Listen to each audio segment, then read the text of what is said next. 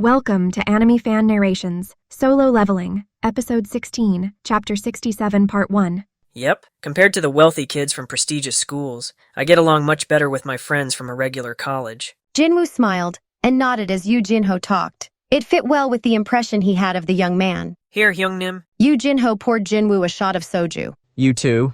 Jinwoo returned the favor. They filled each other's glasses, clinked them together, and downed their drinks in one go. While Yoo Jinho's face showed satisfaction, Jinwoo's expression turned to one of annoyance and realization. Huh? Hyungnim, don't you like it? No, it's not that. Jinwoo stared at his empty glass. With his busy schedule, he had forgotten about this. A harmful substance has been detected. The effects of the detoxification buff will be activated. Right, I can never get drunk again? No matter how much he drank, the result was always the same. With the longevity buff in effect, all harmful effects were removed from Jinwoo's system. The soju he drank was nothing more than bitter water. Jinwoo cursed internally. Damn it. Rather than drinking this useless bitter liquid, he was better off with soda. Excuse me, could we get 2 more orders of samgyeopsal and a bottle of soda? Of course. As the server walked away, Yoo Jinho tilted his head. Hyungnim, you're not gonna drink anymore? I'm not very good with alcohol. Jinwoo replied with an expressionless face, but as usual, Yoo Jinho didn't catch the hint. His face reddening from the alcohol,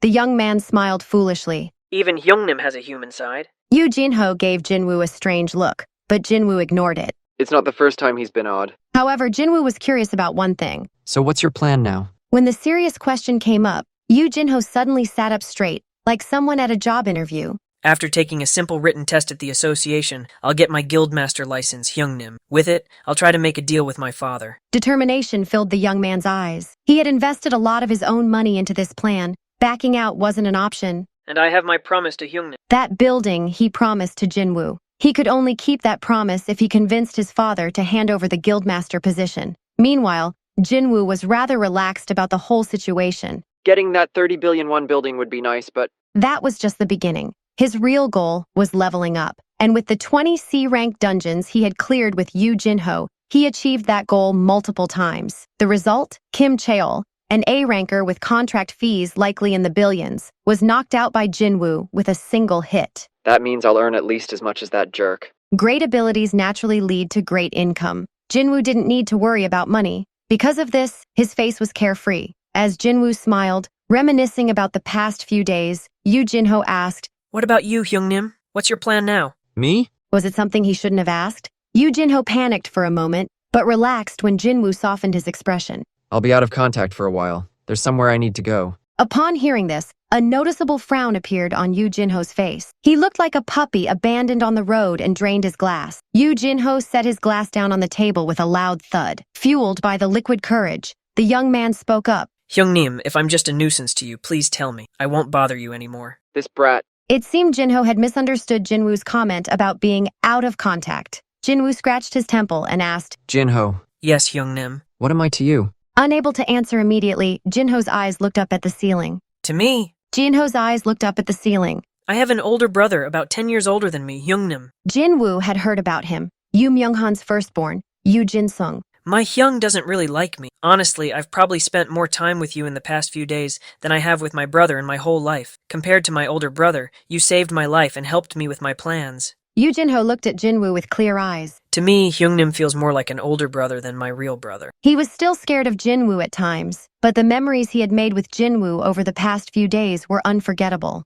The respect Yoo Jinho had for Jinwoo far outweighed any fear. If you think of me as your older brother, Jinwoo said with a smile. I'll think of you as my little brother. Ooh, Hyungnim! With his nose turning red, Yoo Jinho started to cry. Crying would have been tolerable, but the young man suddenly moved toward Jinwoo. Hyungnim, I want to give you a hug. Hey, you're drunk, you punk! No, Hyungnim, my head has never been clearer. At least keep your eyes open when you're talking. Whether he was genuinely moved or just drunk, Yoo Jinho rested his head on the table and began to sob loudly. Jinwoo gently patted the young man on the shoulder. Soon, Yoo Jinho drifted off to sleep. He's really something. Jinwoo leaned back in his chair and bit his tongue. Yoo Jinho. In many ways, he was a nuisance, but Jinwoo didn't dislike him. And now the next report. Jinwoo turned his head toward the TV. The restaurant's TV was tuned to a news channel. Is it already 9? Jinwoo watched the screen absent-mindedly when a familiar face appeared. Oh? Jinwoo's eyes widened. Baek Yoonho, Leaving his guild HQ was bombarded with questions from reporters. We've been informed of a significant accident during the new recruit training. Can you confirm if this is true?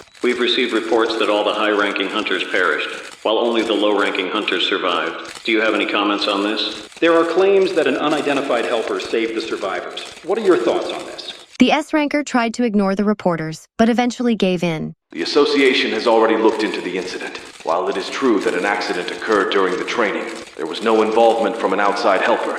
Bako's members collaborated to clear the dungeon, though many hunters were lost in the process. That is the official account. Then why are you blocking interviews with the survivors? They've barely survived a life-threatening situation. I won't subject them to questioning after what they've endured. That will be all. The TV showed Baek Yoonho quickly getting into a car and driving away. Aren't they talking about me? Some time ago, Eastern Seaboard, United States.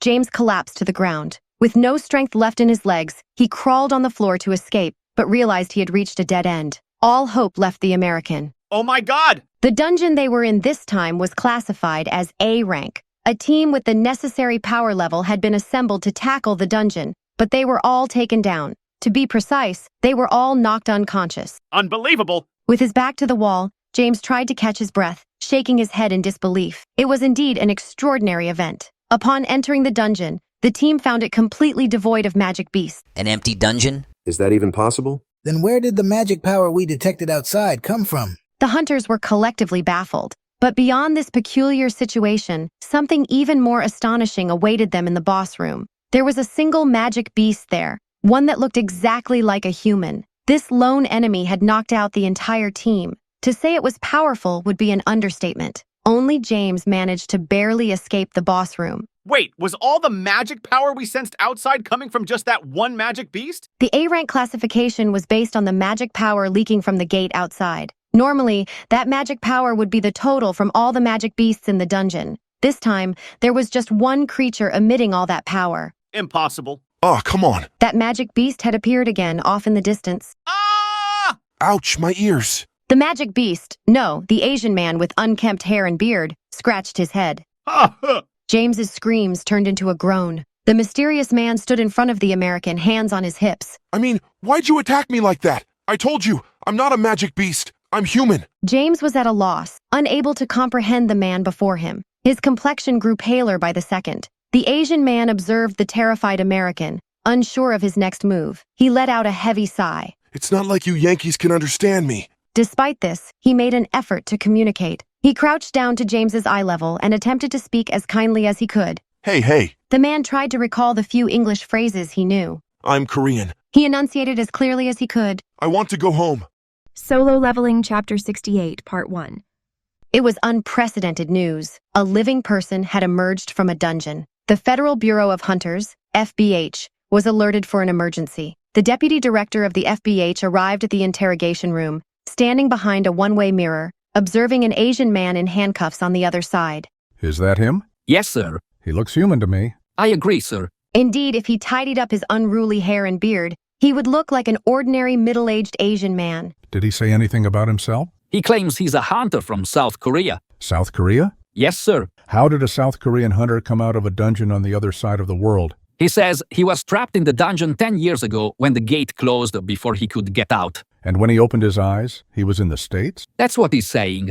The deputy director rubbed his forehead. How was he going to explain this to the director? A headache was already forming. So why are you just standing here? Shouldn't someone be in there questioning him? Forget the director. This might even reach higher up the chain of command. They shouldn't be wasting time like this. However, the head of interrogation had a different perspective. One of our theories is that he might be a magic beast that somehow acquired a human's memories. So? If it reveals its true nature during questioning, the entire capital could be in danger. It was certainly a possibility. According to the report, even a raiding party with multiple A-rankers was taken down by this thing. They couldn't take any chances. So we need a capable hunter to handle the interrogation. An S-ranker, if possible. Fortunately, there's an S-rank hunter nearby who is fluent in Korean. The deputy director's face lit up. He was the deputy director of the FBH. He knew every single S-rank hunter working in the U.S. Mr. Huang, is he on his way? Yes, sir. One of the main hunters of Scavenger, Huang Dong-soo, bringing him to the U.S. had required quite an effort by the FBH. But if it's him... There shouldn't be any problems. The deputy director grinned. All right. He had forgotten to ask something important. To inform his superiors, he needed to know the man's name. What did he say his name was? The head of interrogations struggled with the pronunciation. He checked the report from his team. A hunter from South Korea. His name is Sung Ilhwan. Thanks for watching Solo Leveling on AnimeFan Narrations. If you enjoyed it, please like, subscribe, and hit the bell for updates. Share your thoughts in the comments. See you next time.